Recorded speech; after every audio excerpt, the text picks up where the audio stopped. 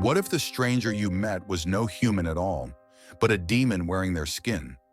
Next, we dive into the terrifying world of the Rakshasas, shape-shifting demons from Hindu and Buddhist mythology. You'll learn what a Rakshasa is, where this legend began, and why they are feared as both cunning tricksters and flesh-eating monsters. And stay until the end, because the most chilling part of the Rakshasa myth isn't their claws or their fangs, but how easily they can hide among us. What exactly is a Rakshasa?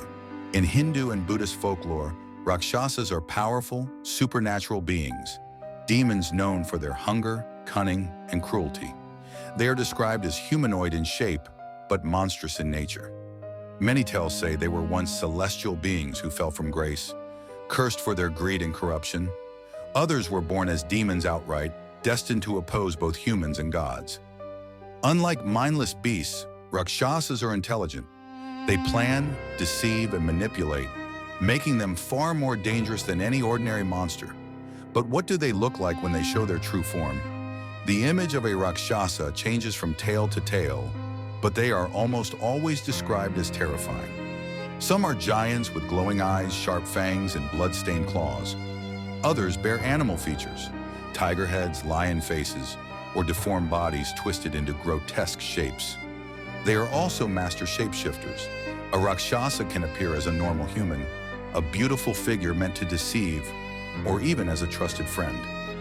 But beneath the illusion lies their true nature, a demon with an insatiable thirst for blood and flesh. Where did these demons come from? Rakshasas appear throughout the great Indian epics. In the Ramayana, they are the enemies of Rama, led by their powerful king Ravana, who kidnapped Sita and triggered one of the greatest wars in myth. In the Mahabharata, Rakshasas stalk forests, battle warriors, and feed on corpses from battlefields. They are often associated with wilderness and chaos, dwelling in forests, cemeteries, and desolate places far from human settlements. They represent what is untamed, violent, and corrupt, the opposite of civilization and order. But what makes them so frightening compared to other demons?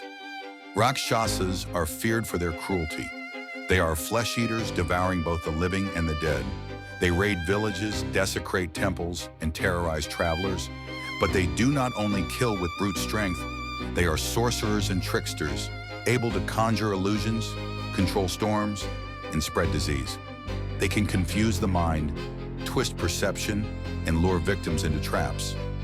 Unlike other monsters, Rakshasas use both brute force and intelligence. They might attack outright, or they might trick you into offering yourself willingly. Is there any way to fight something that can take any form? Defeating a Rakshasa is no easy task.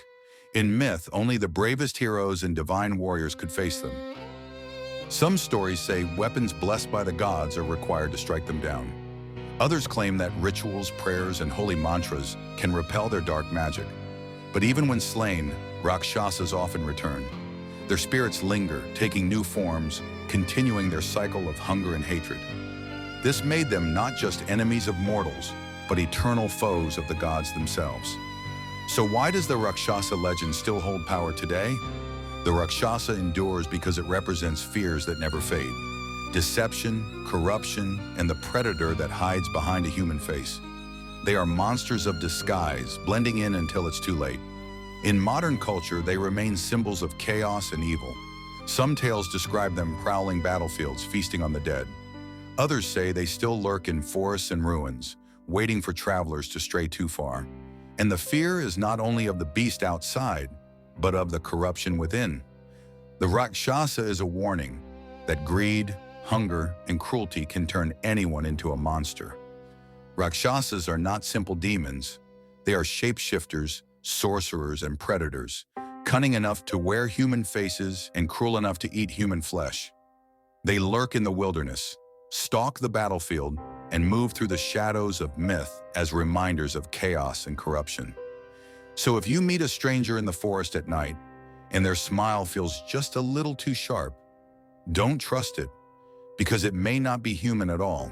It may already be a Rakshasa.